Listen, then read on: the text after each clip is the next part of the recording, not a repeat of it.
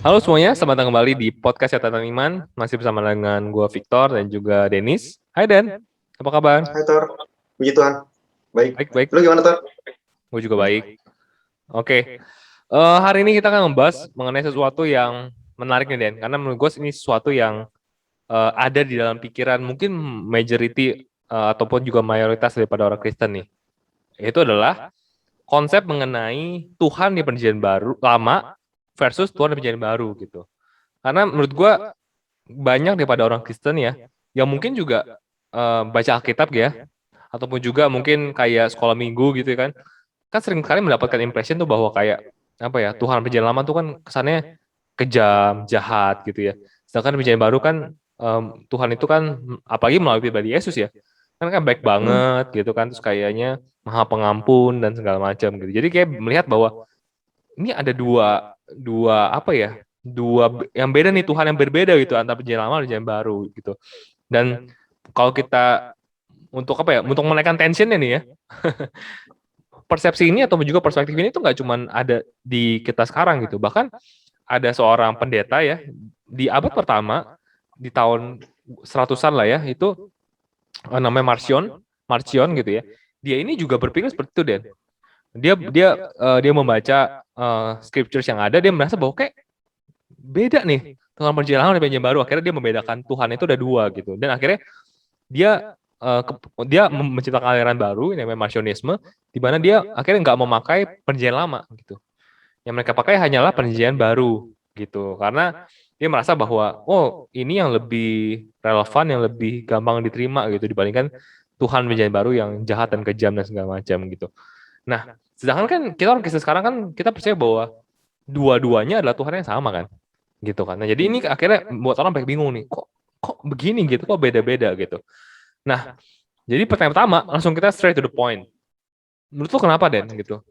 Eh, apakah benar gitu bahwa Tuhan itu di perjanjian lama beda dengan Tuhan perjanjian baru gitu? Karena karakternya dulu jahat, maha kayaknya cepat marah gitu ya, hukum-hukuman terus perjanjian baru jadi baik banget dan maha pengampun gitu.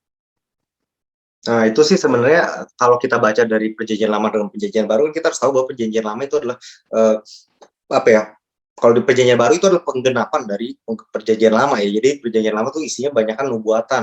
Kayak gue udah pernah bilang kayak Musa draw from water, kemudian dia bawa orang Israel dari Egypt, dari perbudakan menuju tanah Kanaan lewat Laut Merah yang terbelah dua. Itu adalah gambar baptisan segala macam, orang yang lahir baru. Nah, cuman kalau kita ngomong soal Tuhannya sendiri, kita harus tahu bahwa Tuhan itu sama. Yang jadi beda adalah kenapa di perjanjian lama banyak penghukuman adalah karena memang pertama di perjanjian lama itu belum ada penebusan dosa. Yang ada adalah pengcoveran dosa. Pengcoveran dosa itu apa? Ketika Adam berdosa, kemudian Tuhan memakaikannya kulit kambing domba ke tubuhnya. Ketika Adam kan telanjang, dia pakai ranting-ranting itu. Kalau kalian lihat kulit dari bahasa Ibrani-nya itu kulit daripada kambing domba sebenarnya. Jadi di Tuhannya sendiri yang itu adalah gambar daripada Tuhan Yesus sendiri sebenarnya. Gambar daripada kita semua ketika kita menerima Kristus, kita pakai jubah tersebut, boleh dibilang ya, maksudnya kayak kita seakan-akan ketika Tuhan melihat kita, Tuhan bertindak kepada kita itu sama seperti Tuhan lihat Tuhan Yesus. We are perfect. Karena apa? Karena memang secara rohani ya, ini ngomong secara rohani ya, tapi di perjanjian lama itu Yesus itu kan belum mati, dia baru dinubuatkan, sehingga di perjanjian lama orang itu perlu namanya kurban, memberikan kurban terus, sehingga setiap kali dia dosa ya ataupun nggak dosa, dia tetap harus memberikan kurban. Dan di imamat juga dikatakan dia tetap memberikan 5 korban, kan, korban bakaran, korban trespass offering, sin offering, meal offering, drink offering, dan lain-lain. Nah, 5 korban bakaran ini ditujukan untuk cover dosa dia. Dan dosa itu adalah dosa yang tidak disengaja. Dosa yang disengaja itu nggak bisa ke cover, sehingga Daud ketika dia dengan sengaja berdosa dengan Batsheba dan membunuh Uria, dia berbicara juga di Mazmur, seandainya kalau korban bakaran adalah yang kau inginkan, maka aku akan berikan. Tapi masalahnya adalah korban itu nggak bisa mengcover dosa yang disengaja. Sementara apa yang dilakukan di perjanjian lama itu most likely adalah dosa yang disengaja. Itu yang pertama. Kedua, sekalipun dia, maksudnya gini loh, di perjanjian lama kenapa Tuhan itu marah? Karena mereka itu backslide, mereka itu keluar dari Tuhan biasanya, mereka itu nggak menyembah Tuhan. Ketika mereka nggak menyembah Tuhan, tidak ada korban bakaran. Ketika tidak ada korban bakaran, nggak ada covering untuk dia punya dosa.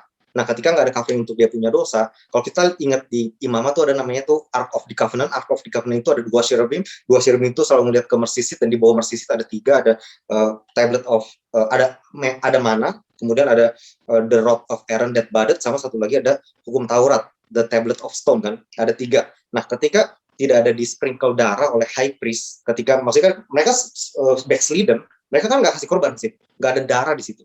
Nah, ketika mereka backslidden nggak ada darah di situ, artinya si cherubim ini adalah salah satu yang malaikat yang sebenarnya judgment juga untuk bawa judgment ataupun the justice of God. Dia make sure the justice of God is served. Ketika ada darah, itu udah ada judgment di situ. Akhirnya nggak ada, bilang dosanya itu ke cover. Dosanya itu ke cover. Karena kalau kita lihat di bawah mercy itu ada 3, itu adalah gambaran dosa manusia tuh. Hukum Taurat, manusia melanggar hukum Taurat. Kemudian Rod of Aaron itu adalah pemberontakan karena ada anak-anak pada saat itu Korah juga pengen melawan kedaulatan daripada Aaron sebagai high priest. Kemudian ada juga Mana, dia tetap komplain. Jadi itu gambaran dosa. Nah, ketika nggak ada dosa, nggak ada yang nutupin. Ketika nggak ada yang nutupin, judgment happen. Bukannya seperti Tuhan sengaja, tapi Tuhan itu sengaja supaya bahkan mereka nggak sakit loh di perjanjian lama. Tahu nggak sih, ada janji bahwa kalau mereka lakuin tuh mereka dijaga, bahkan mereka nggak bisa sakit, boleh dibilang ya. God will take sickness away gitu. Jadi wow, amazing banget gak sih, Tuhan pengen mereka tuh justru hidup di dalam berkat gitu. Tapi ketika mereka keluar dari Tuhan, mereka nggak lagi menyembah Tuhan, ya nggak ada korban bakaran, nggak ada covering, judgment will happen. Itu yang membedakan dengan di perjanjian baru. Di perjanjian baru, Yesus mati once for all gitu. Artinya kita udah ke cover selamanya sebenarnya. Kita udah ke cover dan kita nggak perlu lagi menerima penghakiman bahkan ketika kita mungkin backslidden ya. Tapi bedanya adalah kalau di perjanjian baru adanya seed time and harvest ataupun hukum tabur tuai. Itu juga ada di perjanjian lama. Bedanya ada bedanya ya. Seed time and harvest ini kan lebih karena natural ya. Segala sesuatu yang ada di dunia ini secara natural itu terjadi daripada tabur tuai. Kita juga dari seed kan. Kita juga lahir dari sperma. Itu adalah seed of man. Jadilah kita manusia. Tabur tuai. Segala yang ada di dunia itu tabur tuai. Nah, tapi kalau yang judgment itu berbeda level karena memang judgment of God kalau kita lihat itu bukannya sekadar tabur tuai ataupun cause and effect, tapi itu lebih ke arah wipe out ya, Sodom dan Gomora segala macam itu wipe out semua. Itu bukannya lagi tabur tuai. Nah, kalau di perjanjian baru kita udah ditebus, kita sudah di redeem ataupun ditebus dari curse of the law ataupun kutuk hukum Taurat untuk orang-orang yang tidak melakukannya. Nah, artinya kalaupun kita belum sempurna, kita nggak perlu lagi expect ada kutukan di dalam hukum Taurat itu terjadi dalam kita sih, karena memang secara rohani kita udah lahir baru dan kita sudah sempurna, dan God deal with us based on berdasarkan apa yang Yesus sudah lakukan, karena ada substitusi di situ kan. Jadi kurban bakaran itu nggak cuma mengcover, tapi ada substitusi. Orang yang harusnya dihukum jadinya kan kambing yang mati. Nah, ini di perjanjian baru Yesus yang mati, jadi kita diberkati. Basically ada substitusi di sana, dan itu yang membuat bukannya Tuhannya ada 2, tapi Tuhannya itu ketika di perjanjian baru udah dikenapi kan. Korban ini udah ada substitusi, udah ada judgment is already served, artinya justice is already served. Ya sekarang yang tersisa adalah grace ataupun kasih karunia yang berkat Tuhan. Basically kurang lebih itulah. Hopefully nggak kepanjangan ya dan nggak membingungkan. Kurang lebih. Yeah. Oke. Ya. Sip. Okay. Kalau lu gimana tuh? Nah, kalau lu kan tadi kan mungkin lebih ngebahas dari sisi teologis lah ya, mengenai keterkaitannya dengan persembahan yang di perjanjian lama, di mana itu digenapi oleh Yesus di perjanjian baru dan segala macam. Mungkin kalau gue lebih ngebahas daripada bagaimana kita membaca Alkitab kali ya. Nah, isu ini seringkali kan di-raise daripada orang-orang yang mungkin anti juga terhadap Kristen kan. Tapi menurut gue itu tergantung kita ngebacanya sih menurut gue. Karena sebenarnya kalau kita mau bikin statement bahwa Tuhan di perjanjian baru lebih jahat, bisa-bisa juga gitu. Contohnya apa? Contohnya nggak ada pribadi yang ngomongin neraka lebih banyak daripada Yesus. Yesus itu salah satu pribadi yang baik banget ngomongin neraka gitu. Dan itu juga kalau kita mau bilang kejam, ya kejam juga, bisa juga kan. Ini selalu bilang neraka dan segala macam. Tapi ya menurut gue, jadi intinya adalah menurut gue kalau kita mau make a statement of something, bisa-bisa aja. Mau perjanjian baru lebih jahat, mau perjanjian lebih jahat itu bisa-bisa aja. Nah, tinggal kita ambil aja poin yang mana. Jadi menurut gue bagaimana kita ngebaca Alkitabnya itu sendiri sih. Tapi buat teman-teman yang memang punya benar-benar pertanyaan yang sungguh-sungguh dalam diri kalian, tapi saya ngebacanya memang benar-benar kayak gitu kok gitu. Nah, gue menyarankan bahwa pertama adalah kalian bisa baca buku, satu namanya Is God a Moral Monster? Itu karangannya Paul Coppen, itu bagus. Dia ngejelasin semuanya itu, semua hal-hal buruk yang orang modern pikirkan mengenai Tuhan di perjanjian lama, mulai dari slavery, genocide, apalagi ya, rape, buku semuanya ada lah situ dijelasin dengan sangat-sangat baik. Tapi intinya adalah kalau kita mau melihat konteks daripada tindakan-tindakan Tuhan tersebut, sebenarnya kita bisa melihat kok sebenarnya Tuhan juga ada di situ, juga tindakannya juga ada pengasihnya, ada maha adilnya, cuman ya memang penghukumannya memang lebih kadang-kadang lebih apa ya?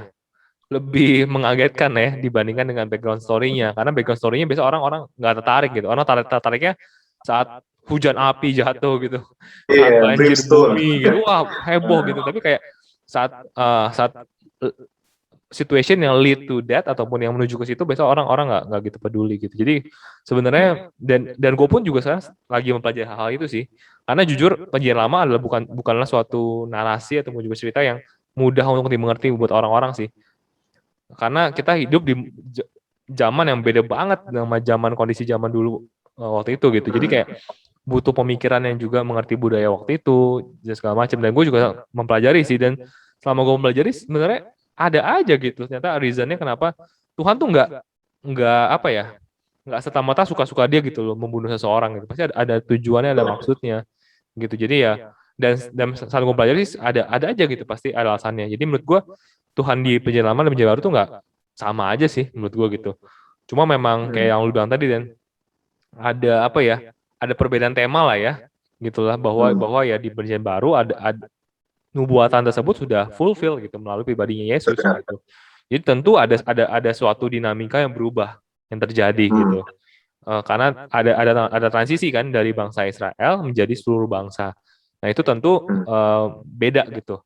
Dan juga kalau kita baca di perjanjian lama kan itu ya apa, berfokusnya pada bangsa Israel kan. Sedangkan perjanjian baru kan lebih pada pribadi Yesus. Jadi ya otomatis pasti tema ceritanya juga berubah. Oke, ini masuk pertanyaan berikutnya, Dian. Tapi berarti kalau pertanyaan berikutnya sebenarnya begini nih. Kalau di perjanjian lama kita lihat kan banyak bahkan bencana alam kan, bencana alam yang bilang tadi pengumuman dari Tuhan kan. Penyakitnya juga bukan penyakit yang natural ya, karena penyakit yang benar-benar turun pada waktu itu untuk membunuh sekian banyak ratus orang atau ribuan orang gitu. Nah, di perjanjian baru kan nggak ada lagi tuh ditulis hal-hal kayak gitu. Nah, itu menurut lu atau memang karena fokusnya udah nggak di situ lagi, atau sebenarnya masih ada tapi tidak tertulis aja gitu? Kalau menurut gue sih, pertama kan setelah Tuhan Yesus mati kan, itu kan kita berada di dalam era penebusan atau yang kita kenal mungkin grace ya, kasih karunia ya. Kita kayak kalau lu bilang ada perbedaan tema, dan Tuhan juga udah berjanji kayak banjir itu nggak akan dia lakukan lagi kan. Dia udah berjanji kepada Nabi Nuh juga, dan memang kalau gue percaya sih bahwa di perjanjian baru saat ini Tuhan tuh boleh bilang extend dia punya kesabaran kali ya, maksudnya extend. Pertama karena udah ada the blood itu sudah ada, udah dikit blood kayak udah penebusan itu udah ada. Jadi extend grace kepada orang-orang yang belum percaya supaya kita bisa menyebarkan Injil, hopefully supaya mereka diselamatkan. Karena kan Tuhan juga bilang bahwa Tuhan tuh nggak senang dengan orang yang maksudnya mati karena dihukum Tuhan gitu. Karena di perjanjian lama banyak penghukuman, kemudian ya Tuhan apa yang ngomong gitu, do you think I'm happy, apakah aku nggak senang dengan kehancuran orang the wicked gitu.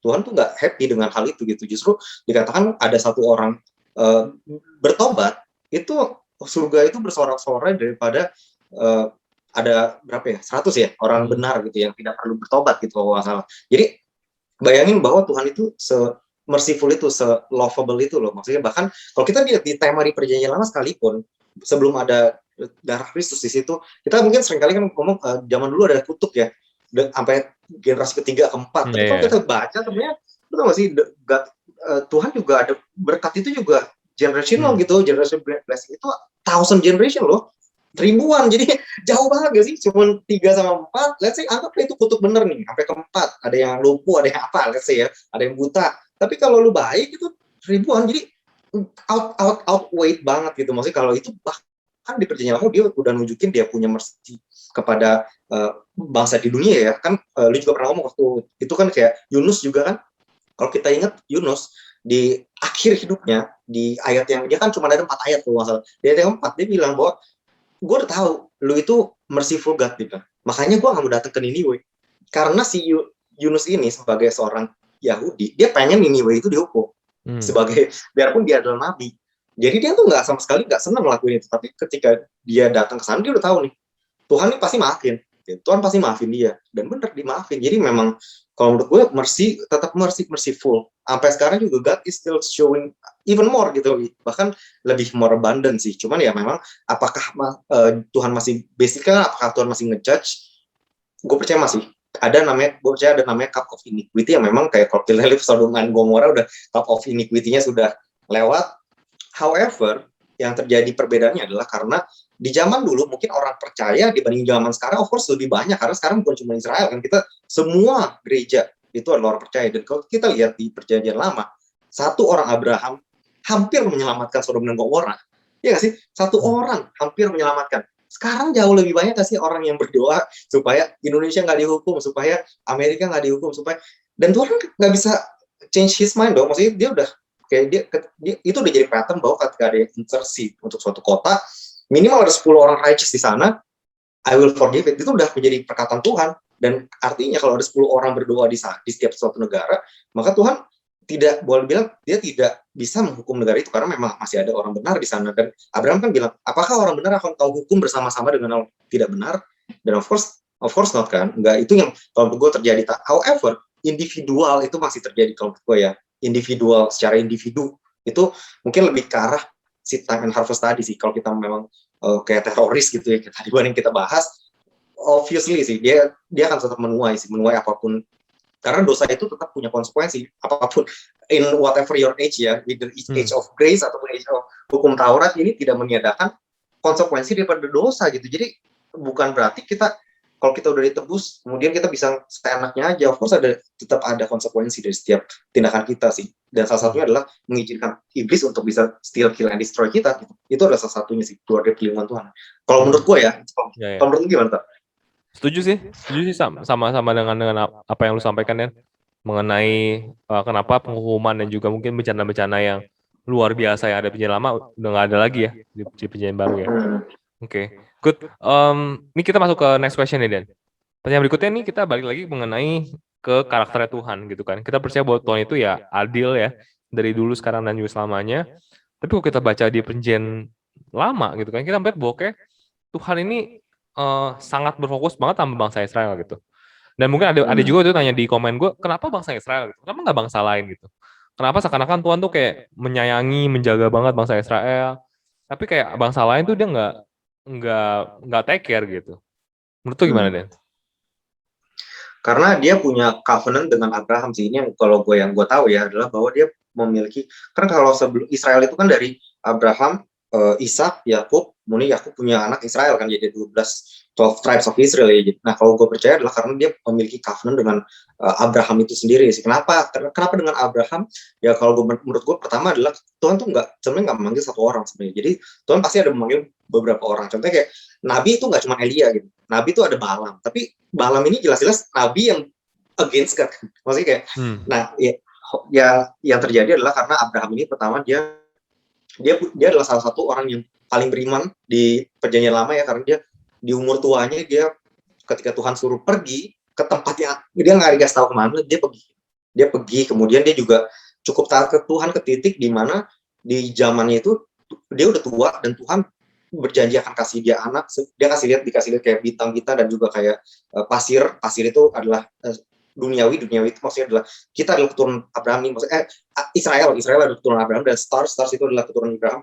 Secara spiritual kan jauh, stars itu adalah kita, itu adalah gambar dari gereja sih.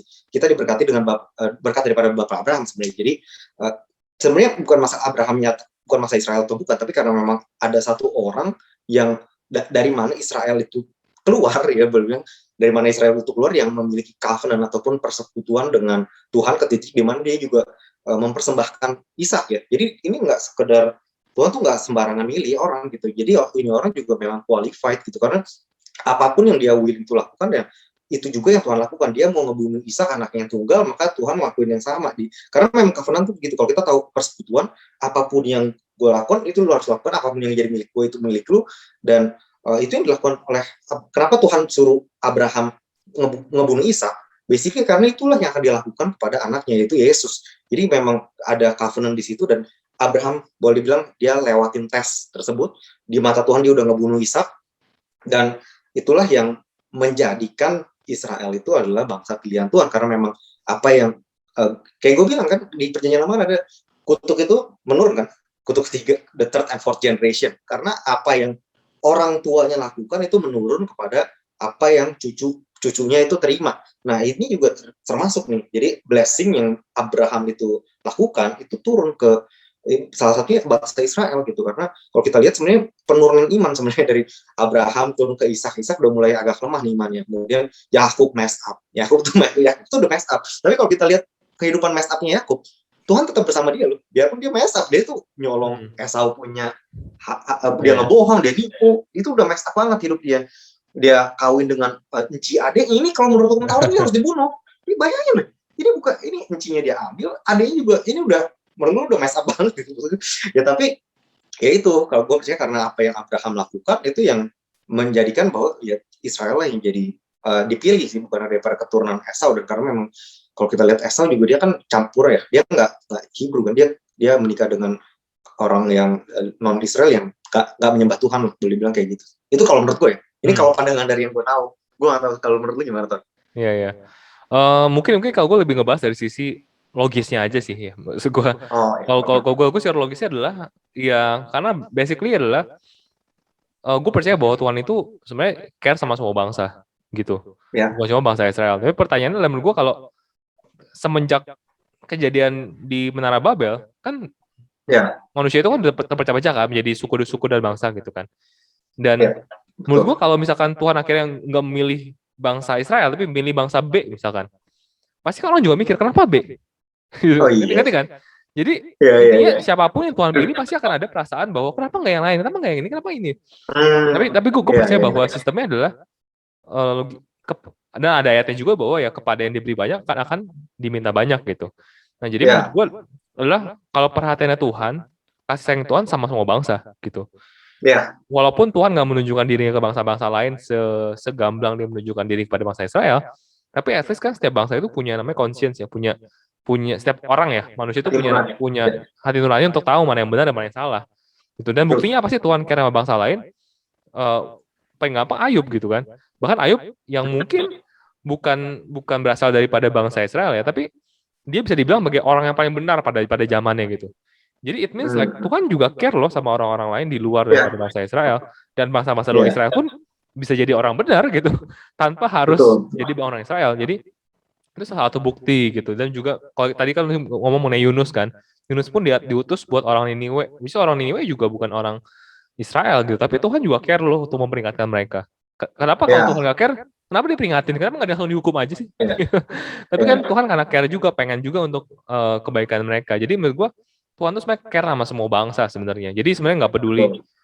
Justru kepada bangsa Israel yang diberikan lebih, ya dituntut lebih kan. Makanya kita lihat bangsa Israel dikasih 10 hukum Allah, ya mungkin dia lebih berat dibandingkan bangsa-bangsa lain sebenarnya. Walaupun ya tentu berkatnya mereka juga lebih ya. Tapi kita lihat juga Tuhan adil juga kan. Bangsa Israel salah, bangsa Israel dihukum. Gitu. Bahkan saat kita lihat Musa naik ke Gunung Sinai, pas Musa turun kan mereka lagi nyembah golden calf kan, kambing emas itu kan, mati juga gitu, dihukum juga sama Tuhan gitu. Jadi bahkan Musa sendiri pun dihukum Tuhan dia kagak bisa masuk Kanaan kan. Jadi Tuhan tuh adil mau sama siapapun, Musa sekalipun dihukum gitu. Jadi menurut gue Tuhan tuh adil buat semua orang sih gitu. Kenapa di Perjanjian Lama itu fokusnya hanya kepada bangsa Israel? Karena Alkitab itu tuh bukan buku sejarah dunia gitu loh. Maksud gue itu benar bahwa yang terjadi dalam itu adalah sejarah dan yang benar-benar terjadi.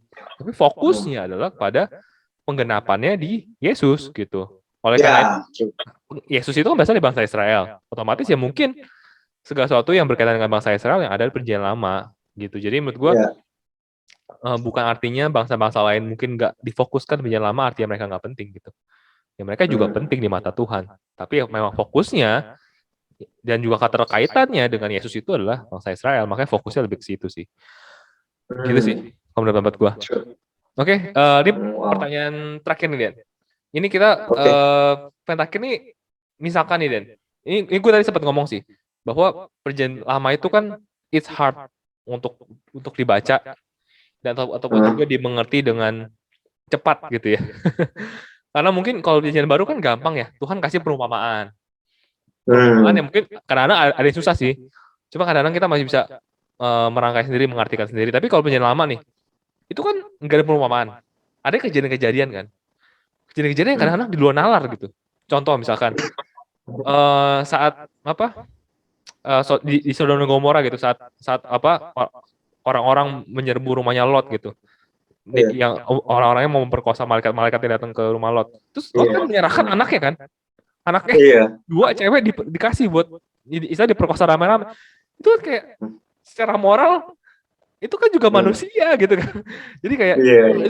itu buat dimengerti kan susah banget gitu. Apalagi buat anak-anak yang mungkin masih SMP, SMA tuh come on gitu. Ini apa benernya gitu lu menghilangkan satu kejahatan dengan menambah kejahatan lainnya gitu. Jadi kayak ini susah dan banyaklah hal-hal lainnya lah yang mungkin banyak yang kita nggak bisa sebutkan di sini. Jadi kayak banyak orang berpikir bahwa oke, kalau gitu supaya iman kita juga terjaga, nggak usah dibaca perjanjian lama gitu. Toh kan kita kan selamat kalau kita terima Yesus. Yesus itu kan diceritakan di perjanjian baru. Jadi ya yang kita baca perjanjian baru aja gitu. Jadi kita nggak usah baca perjanjian lama nih, karena daripada iman kita goyah, mendingan baca perjanjian baru aja. Gitu. Toh selamat juga. Lu setuju juga, Det, kalau orang ngomong kayak gini? Gue kurang setuju sih, karena memang kalau di perjanjian baru ada juga yang ngomong kan, maksudnya gue lupa di ayat mana, intinya adalah perjanjian lama itu ditulis for our admonition. Lu inget gak sih, for our example and admonition. Jadi supaya kita nggak ngelakuin kesalahan yang sama. Maksudnya itu iya nggak sih, maksudnya kayak contohnya kayak tadi, supaya kita nggak kayak gitu. Maksudnya ada contoh positif, ada negatif, supaya kita ngikutin yang positif dan tidak mengikuti yang negatif. Dan juga kita dikasih lihat dengan clear bahwa memang bahkan major heroes yang ada di perjanjian lama, termasuk Daud, the man after God's own heart, juga adalah punya sisi manusia yang dia gagal gitu. Ketika dia nggak mengandalkan Tuhan lagi, dia gagal bad luck gitu, maksudnya kayak totally bail gitu. Jadi kayak Elia sekalipun dia ketika dia lari dari Tuhan, dari Jezebel, karena dia takut ke Jezebel kan, dia lari nggak nanya dulu ke Tuhan, dia bail out. Padahal sebelumnya dia bisa menghentikan hujan, kemudian dia bukan based on gospel, dia bilang kan sampai apa ya, there will be no rain until my word ya, until sampai aku ngomong gitu. Ya Tuhan of course udah ngomong dulu ke dia. However, dia nggak bilang sampai dia berdoa ke Tuhan, tapi dia bilang sampai gue mengatakannya gitu. Jadi ini orang luar biasa banget gitu. Tapi end up dia juga bail out juga, sampai ministrinya tuh harus dilanjutkan oleh Elisa.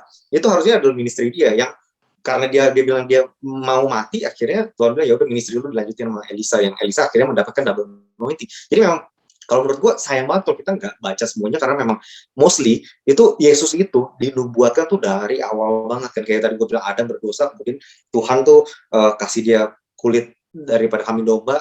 Kalau kita lihat dari bahasa Ibrani ya, kalau kalian lihat dari Alkitab, gue jadinya heresy, tapi kalau kalian lihat di bahasa Ibrani itu memang adalah kulit kambing domba sih. Jadi memang itu gambaran daripada Tuhan Yesus yang nantinya akan slain for us from the foundation of the world. Kemudian juga kalau kita lihat Kain itu kan ngebunuh Habel itu kemudian berteriak for judgment, kemudian Kain itu dikasih mark, dan karena mark ini sehingga Kain itu tidak bisa dibunuh. Kenapa nggak bisa dibunuh? Karena mark itu adalah, kalau kita baca lebih jauh, itu adalah kayu salib.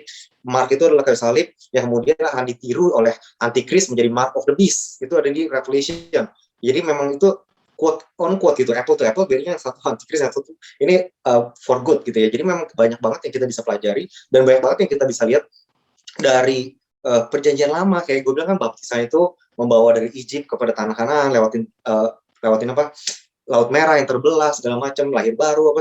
Kalau misalnya kita nggak mempelajari ini semua, kita akan miss out banyak juga sih gitu. Karena memang kan kita juga pernah bahas tentang giant ya, ada giant yang udah di perjanjian apa, tanah perjanjian. Nah, artinya tanah perjanjian itu bukan gambaran surga, karena kalau di surga tidak ada giant lagi. Nah, ini adalah gambaran inheritance segala macam. Nah, kalau kita nggak pelajari perjanjian lama dan arti-artinya sampai ke nubuatan-nubuatannya, kita will miss out God banyak banget gitu. Karena kita bukan berarti kita nggak bisa ya, bisa juga sih kalau kita basically kita ngeliat Yesus, karena Yesus adalah express image of God head bodily kan, jadi dia adalah gambaran total daripada Tuhan.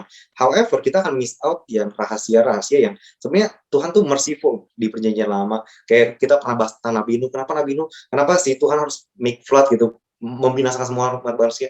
Kemudian kita baru tahu ternyata ada fallen angels di sana yang kemudian bersetubuh dengan manusia secara genetik, sehingga cuma Noah doang yang, dan 8 orang keluarganya yang masih full pure genetik. Ini kan jadi kita tahu cara pikir Tuhan, ada background. Karena tadi lu bilang kan ada konteks, ada background, sehingga kita ketika kita melihat penghukuman, nggak cuma penghukumannya kita lihat di background, kenapa sih kok apa itu terjadi gitu.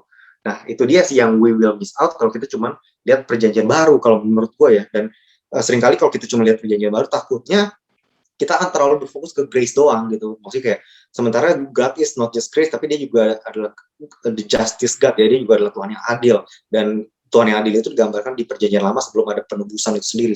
Lebih clear ya daripada mungkin di perjanjian baru Tuhan Yesus gak pernah bilang, ya lu mati aja atau apa, nggak pernah gitu, karena memang dia datang untuk menyelamatkan. Mungkin itu aja sih kalau gue bilang. Kalau menurut lu gimana tuh? Ya. Menurut gue sih kalau mungkin konteksnya keselamatan, menurut gue selamat-selamat aja sih. Menurut gue orang-orang yang mungkin Selamat udah ya. memilih untuk perjanjian baru. Cuman menurut gue kalau hanya baca perjanjian baru tuh Yesus itu kesana kayak cuman one dimensional gitu loh. Kayak kita ngeliatnya Yesus itu ya gitu aja, satu dimensi istilahnya gitu. Kita nggak bisa melihat dimensi yang sebenarnya kaya dan luar biasa daripada kelahiran Yesus gitu. Itu contoh kalau kita baca di kitab Injil lah ya mengenai Yesus kan. Itu kan awal pasti diceritakan mengenai ada orang yang berteriak-teriak di apa padang belantara, which is ya Yohanes Pembaptis kan. Kalau kita nggak baca perjanjian lama, ngapain sih diceritain Yohanes Pembaptis? Kenapa nggak ceritain langsung lahir aja Yesus gitu?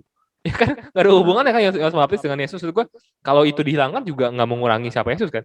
Tapi ya kalau kita baca perjanjian lama, itu ternyata nubuatan gitu loh. Itu nubuatan yang ada di Malaki dan segala macam. Jadi kayak ya itu jadi lebih kaya gitu bahwa ya kelahiran Yesus ternyata udah dinubuatkan loh dari zaman dulu. Dan banyaklah kenapa murid Yesus harus 12. Kok kita nggak baca perjanjian lama kan? Ya suka-suka Yesus. Yesus mau 13 kayak mau 14 kayak. Cuman kalau kita baca perjanjian lama, oh itu sesuai dengan suku di Israel gitu kan. Jadi kayak semuanya tuh jadi lebih kaya, jadi lebih makna lah ya. Sampai dengan kematian Yesus dan segala macam. Itu yang pertama. Dan kedua adalah kalau kita baca di perjanjian baru kan banyak kan dibilang bahwa all scriptures is inspired by God, God's breath dan segala macam, berfungsi untuk mengajar segala macam. Nah, kita perlu tahu bahwa saat ayat itu ditulis nggak ada yang namanya Alkitab gitu. Saat mereka nuliskan itu, yang ada di mereka ya cuma ada Hebrew Bible ataupun juga perjanjian lama yang kita kenal gitu.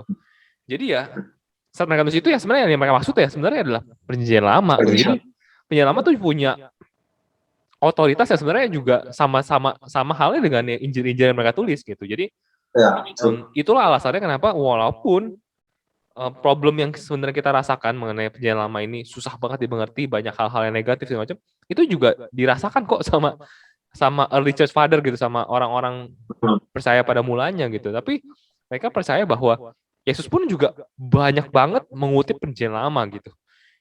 Yesus pun menganggap perjanjian lama ini sebagai sesuatu yang penting.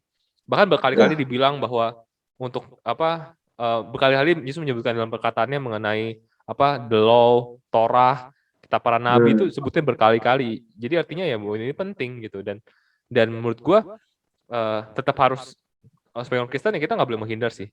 Maksud gue hanya karena itu susah dibaca bukan berarti itu tidak bisa dimengerti gitu. Menurut gue asalkan kita mau buka hati, buka pikiran, pasti gue yakin juga pasti Roh Kudus juga akan memimpin kita sih pada kebenaran sih gitu. Dan menurut gue sama kita udah punya percaya iman yang otentik, iman pribadi sama Tuhan gitu, kita udah tahu Tuhan itu seperti apa. Kalau kita ketemu ayat yang sulit, kita akan mikir pasti Tuhan kan tujuannya baik, kenapa ya begini caranya? Pasti ada sesuatu nih gitu. Tapi yang salah pasti bukan Tuhan ya gitu, pasti ada sesuatu yang informasi yang gue nggak tahu ataupun juga cara pikir gue yang salah gitu. Pasti begitu pemikirannya sih menurut gue. Jadi ya jangan disalahkan Alkitabnya gitu ya. Tapi ya kitanya harus diperbarui terus-menerus. Oke, itu sih Den pertanyaan gue. Jadi paling itu aja yang mengenai menurut gue yang paling banyak di pikiran kita semua dan termasuk gue ya. Pas awal-awal gue jadi Kristen tuh ini yang gue temui sih challenge-nya mengenai Tuhan di perjanjian lama dan perjanjian baru. Ada yang mau tambahin nggak Den? Mungkin kayaknya udah cukup lengkap sih kayaknya, atau udah nggak ada yang ditambahin lagi. Oke, sip.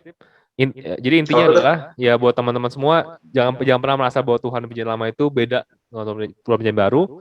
Tuhan kita adalah Tuhan yang sama dari dulu sekarang sampai selama-lamanya. Karakter dia nggak pernah berubah. Dia tetap maha baik, maha adil, dan juga maha pengasih. Yang berbeda adalah ya konteks daripada penulisan dalam Alkitab, konteks daripada situasi kondisi yang ada, dan juga ya mungkin cara berpikir kita ya. Mungkin ada pengetahuan yang mungkin kita belum tahu, yang justru melalui podcast ini kita harapkan juga bisa menambah pengetahuan itu ke teman-teman.